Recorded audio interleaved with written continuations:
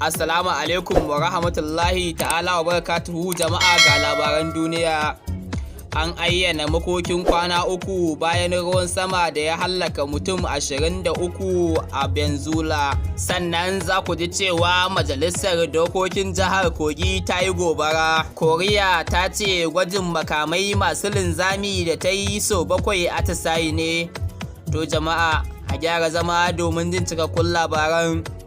Rahotanni daga jihar Kogi a arewa ta tsakiyar Najeriya na cewa gobarar ta tashi ne a majalisar dokokin jihar. Jaridar Daily Trust ta rawaito cewa gobarar ta tashi ne a safiyar yau Litinin, sai dai ba a san musabbabin tashin gobarar ba. Shugaban majalisar dokokin Prince Mother Kolawale ya shaidawa 'yan jarida cewa hukumomin tsaro za su yi bincike akan lamarin.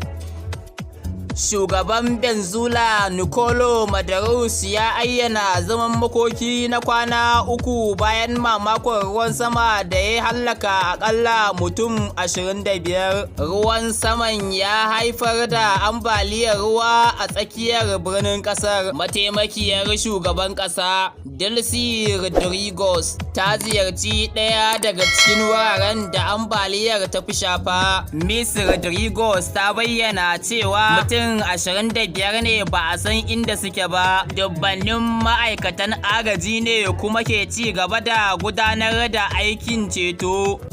Koriya ta Arewa ta ce gwajin makamai masu linzamin da ta yi sau 7 a baya-bayan nan hakan na nufin atisayi yin nukiliya ne. Kafofin yada labaran kasar sun ce shugaba Kim Jong-un ne ya sa ido wajen gwada su. Kamfanin dillancin labarai na KCNA ya ce atisayin sojojin da aka yi cikin makonni 2 da suka gabata na nufin daƙile yakin ƙasa da kuma tunkarar makamin nukiliya a gwajin da ta yi a baya-bayan nan da suka bi ta sararin samaniyar Japan. Koriya ta harba makamai 2 masu cin gajeren zango. Pyongyang ta bayyana gwajin da ta yi a matsayin kare kai kan abin da ta kira da barazana ga Amurka. To jama'a, a nan muka kawo ƙarshen labaran.